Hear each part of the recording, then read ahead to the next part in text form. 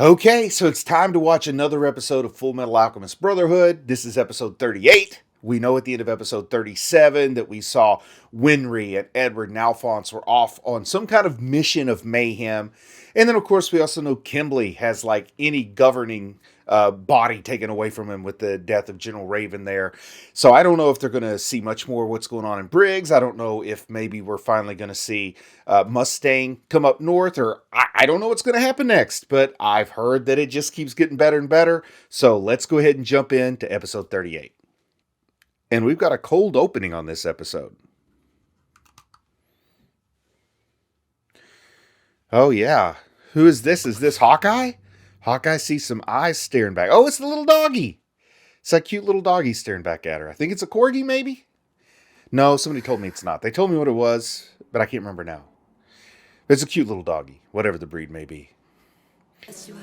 Oh, man, but Hawkeye has just been traumatized by that realization that Salim is Pride.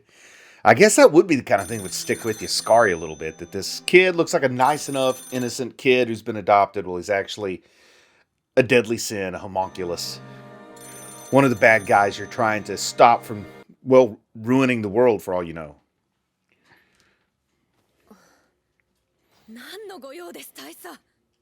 Oh, is that Colonel Mustang? Nice. Colonel Mustang's code word is to pretend to be a florist, but he did buy all those flowers from that lady that told him the message from General Olivier Armstrong. Oh, wow. Oh, she's not even telling him. I guess on the phone, you never know who's listening in. But maybe if they speak in person, she'll tell him about, this revelation about Salim being Pride. Oh, wow. She's saying no to the flowers. The guy's crushing on your heart. He's buying you flowers, Hawkeye, and you're saying no? She must be looking out for Hawkeye's own good, because probably wherever those shadows are, she's being spied on. Like, I wonder if Pride is, like, taking the form of that dog or something crazy. Oh, she's even talking about how great Mustang's timing is. He knows not to leave her alone. He can tell something's up with his number one lady in the world, Hawkeye. Well, here during the OP, I do like to remind people that I have a Patreon now. And I know a lot of you are already members of the Patreon, but if you're not and you just want to check it out, see what's going on over there, well, there is a link in the video description. All right. And it looks like we're back up north here by the snow on all the roofs. Seems like there's some whispers. Baschool? Baschool is the name of this town, but it's definitely up north because we got the Ishvalan guy that works with General Armstrong up there. Uh-oh, they're going to split up. You never split the party. You split the party, Scar's going to be potentially bad news for you. But I guess Scar's been spotted. Those are some tough-looking guys that are going along with the Elric brothers. Yeah. Episode 38's title is Conflict at Baschool. I guess I'm saying that right. Baschool. It's a cool name for a town. Yeah, those guys that have sent to be part of their search party are actually their watchers. But where's Winry? I know Winry jumped in the car with him. Oh, this is a great plan. They come up with a way to get away from the guys that are their babysitters. They ran down the hallway and disappeared somehow. I gotta see how they pulled off this magic trick. Of course, it's alchemy. Yeah, clever use of alchemy when the people looking after you aren't alchemists. Maybe Winry stayed back in the car to be safe. She's just there in case they need mechanical help. Edward is freaking out about the size of this town where they're trying to search. Even up on the rooftops, there's just too much to search through. Okay, so they just said it's in like a needle in a haystack situation, which means they, Scar will find Alphonse and Edward. And of course, remember, the little girl decided she didn't like Edward because he was too short, so now her crush is on Alphonse. And she found him right away with that little stunted growth panda that many, many people explain to me now why folks in Central Europe would have thought it was a cat. Her crush on Al's getting pretty strong here. Look at that. Hearts everywhere. Shot through the heart. And you're to blame. You give love a bad name, Alphonse. That's for all you Bon Jovi fans out there. All 6 of you. Oh, man. Look at that devil face that Edward made. He just wants to know about the alchemy, but he's losing his marbles. There are few things as fun on this show is when Edward absolutely blows his top and loses his marbles. The animation when he throws a tantrum is just great, man. It's epic. It's all time. I could have just all those screen grabs and make a nice little, like, photo book out of them. Now the little girl's jealous of Winry, but Winry was inside Al's armor. I was wondering where she was. Well, I guess now we know, don't we? And there's Marco with his melted face. They don't recognize him. He did a good job of melting his face. Oh, man, he's going to tell him what Scar did. His disguise, the melted face disguise. Oh, and there's Skinny Mustache Guy. The guy that I don't know as much about. But I understand in Fullmetal Alchemist, it was shown that it was like an evil mine owner or something. Yoki. I kind of wish they had shown us the backstory. Like what? Oh, here it is. Ask and ye shall receive. It's the coal mining town, so I live in a coal mining region, so I can probably relate to Yoki. Oh, he was a mine operator, you know. Around here where I live, we used to have a lot of coal miners versus the coal mine operators. So it definitely is going to make the guy seem like a bad guy around here. Or at least it would have once upon a time. The mining situation is different now than it was like in the Mate 1 days, Battle of Blair Mountain days. Edward Alric is the greatest criminal of all time. I love that description that, what did he say his name was? Yoki? Something like that? Oh, what did he come to take all the gold? Oh no. He's tempting them with gold. Bribing them. Okay, so we're seeing this backstory. He bought the mine with gold, but is it fool's gold? Oh, let's see. Let's see where the twist in this story comes up here. I like the way it's shown like a silent movie, too. Like black and white with the words up there like a silent movie. Oh, it was fool's gold. The gold turned into stones. He was working with the miners. He's a friend of the working man. That makes him no friend of the coal mine operator here. He got stomped up pretty good in the old saloon battle, too. Treated so ungratefully by the people he had utilized for his own benefit for years. So now he's off as a nomad, as a wanderer. I like how he worked as a clown and as a swordsman, but he couldn't succeed at any of those things. Oh, gambling. He went to gambling. Those were his fallback investments were roulette. Ah! He's kicked out none but his boxer shorts, poor guy. I can see why he hates Edward. Edward called him out on his crap, you know. He wouldn't let him continue to victimize those miners all this time. Oh no, who are these gigantic people? What in the world kind of freak shows was that? He went to rob them and they were just super... Oh, whoa, what's this? What is this? Those were some muscular freak shows in this house. He picked the wrong house to burgle, didn't he? Oh my goodness, even the cute lady playing the piano was more of a match for him. He is a fugitive. So that's how he found his way in Ishval, I guess. So he swore his oath against the Elrics at that point. Well, cool. This was kind of a fun, very concise way via silent picture to get the story of this coal mine operator.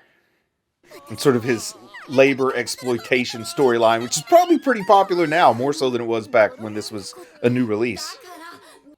And Alphonse is apologizing to the little girl from Jing like they have a relationship. They don't. He doesn't have to apologize for being Winry's friend.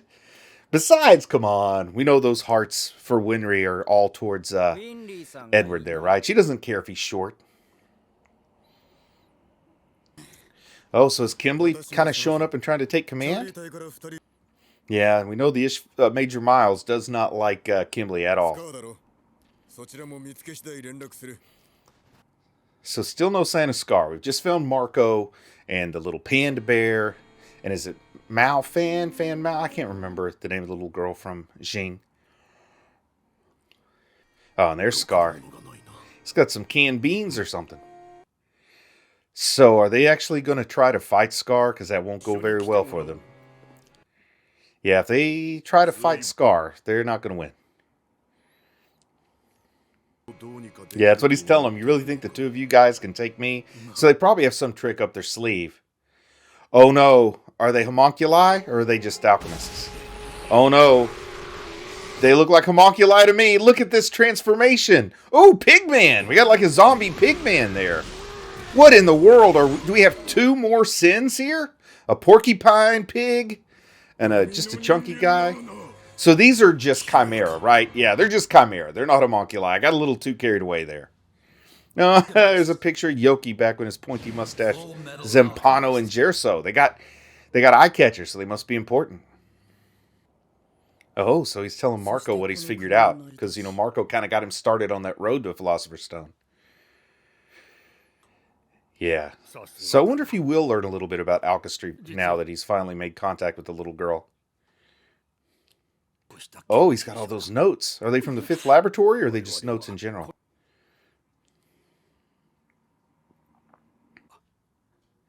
I wonder if we'll ever get to see the lady who worked in the library that had like the photographic memory again.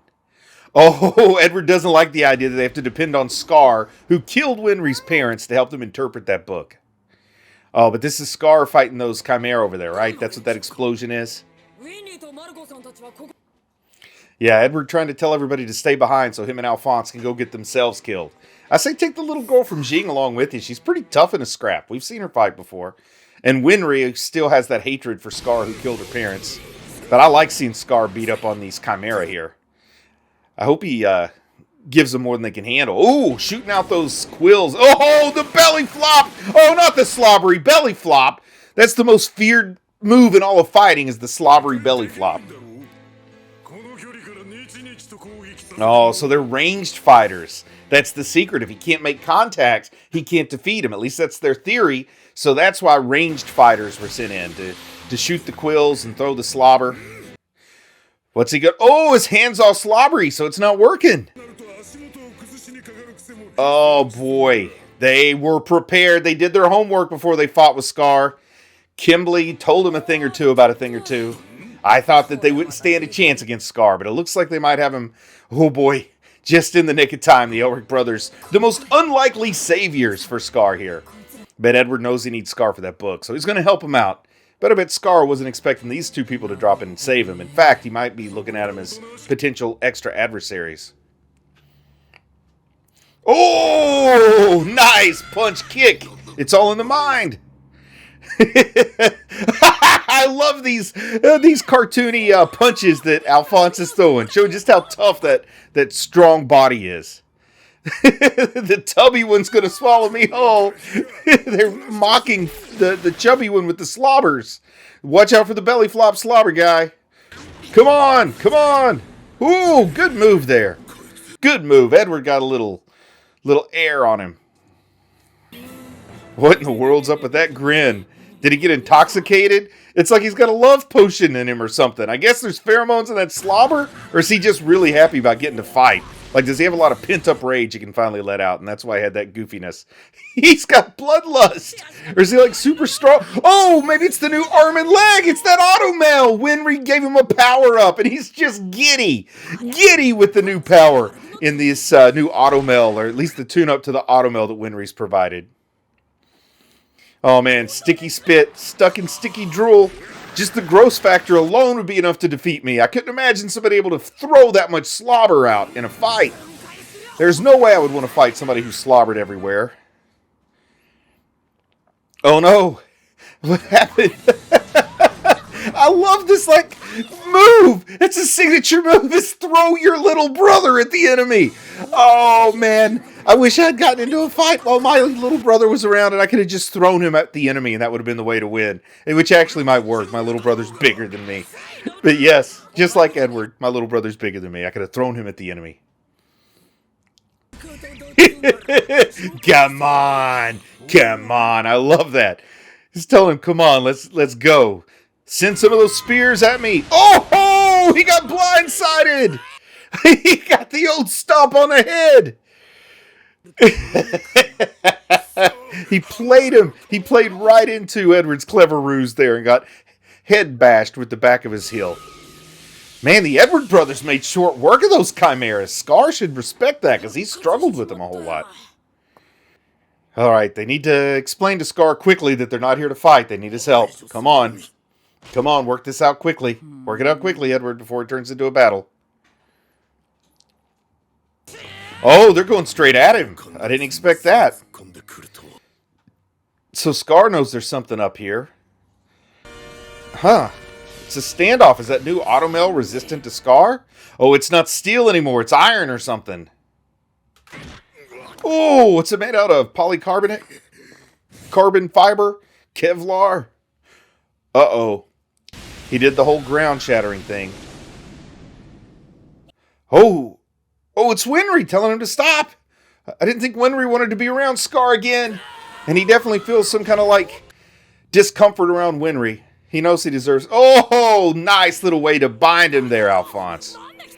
No, you better not talk to the sweet girl who built you those super automail parts that way, man. He called her a bad word.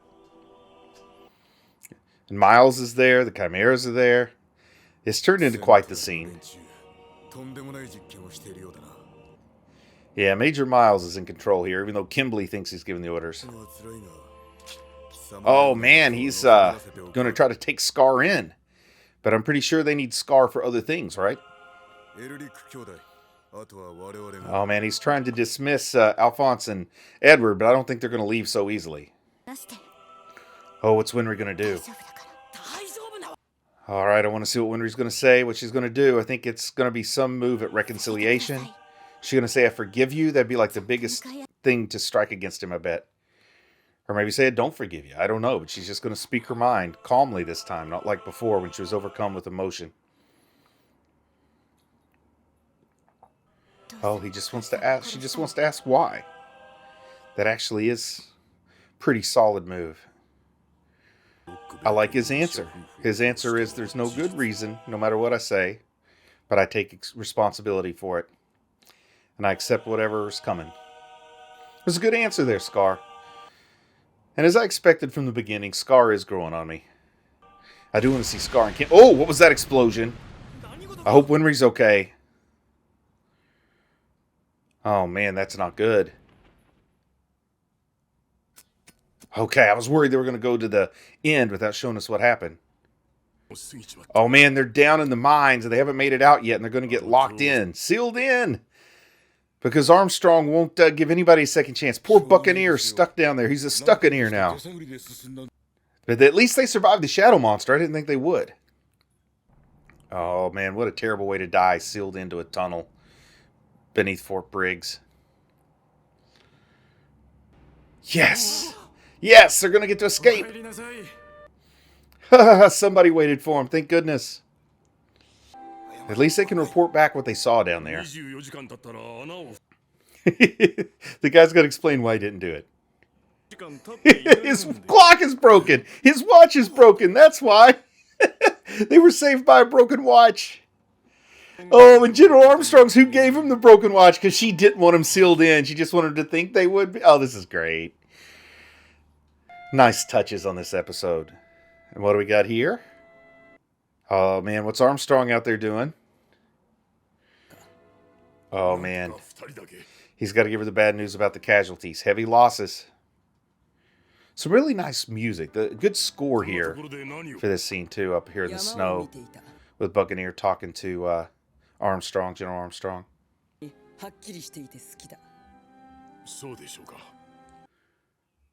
Oh, he's pointing out there's more than just the white of the snow and the black of the stones here. There's blue like a person's heart. Look at that cheesy grin.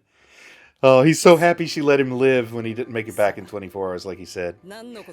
She's going to play coy. I don't know what you're talking about. Not my fault the watch was broken. Oh, what is this rolling up in the distance? This convoy. Oh, man. Who is this going to be, the Fuhrer? No, doesn't look like the Fuhrer.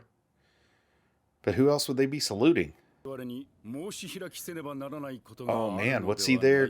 What's he there to kind of needle about for? He's needling for something that needs to be explained. What is it? This doesn't look good. Does not look good for General Armstrong and crew. Oh, and this is all the fighting downtown with Kimberly. Oh man, it looks like Scar's still fighting up there. I was hoping they would reach some kind of peaceful resolution here and move on to a bigger enemy together. Kimberly spotted him. He spotted Kimberly. Uh-oh. He's angry at him for letting Winry go. Maybe this is all a ruse to get away from Kimberly. Whoa, is Winry really hurt? No, this is staged. This is staged. There's no way Edward would still be alive if Scar had hurt Winry, because he wouldn't just go away and go after Kimberly. This is all some kind of plan to help them escape and then rendezvous and move on with whatever they're doing to oppose the plans of the Fuhrer and Father and the homunculi and Kimberly, etc. Man, this was a good action-packed episode. You know, we had a couple exposition episodes. Actually, we've had pretty good, steady action here in this whole arc up here up north, and I'm really enjoying it. But this one, you know, took it up to some of the higher level action from some of the, you know, it's on par with some of the higher level action episodes, which are always fun for me. I'm glad to see most of the key players back on screen for at least part of this episode, and several of them all together up north now with Scar, and even Yoki, and of course Marco, the little girl and her panda bear, Winry, the Elrics, a whole bunch of people all together again at once. Now all we need is Mustang, and it's a party. And Hawkeye, of course. You don't want Mustang without Hawkeye. It's a shame he didn't get to give her all those flowers he bought, because he bought a lot of flowers. What's he going to do with them now? I guess he could decorate his apartment. It'll smell really good, a nice floral tone to the air, the aroma of lavender that'll waft through, and his anxiety will be nil, despite all the stressors in his life. But anyway, I'm still continuing to enjoy this show. It just kind of keeps going. It hits this nice, sweet spot. I usually watch it on Friday afternoons, so it gives me a nice little comfortable way to spend a comfortable day. And with that, I'm going to say I'm proud of you for watching anime. Oh, this is, I think, just a preview for the next one. I don't know if it was an in credits or preview. Anyway, proud of you for watching anime. I'll talk to you again soon. I just want to say a big thank you to everyone who supports the channel on Patreon. It really means a lot to me. If you might be interested in Patreon perks like early access to videos, uncut reaction videos, ad-free videos, and the opportunity to vote on which anime will be covered in the future, then click on the link in the video description. Thank you.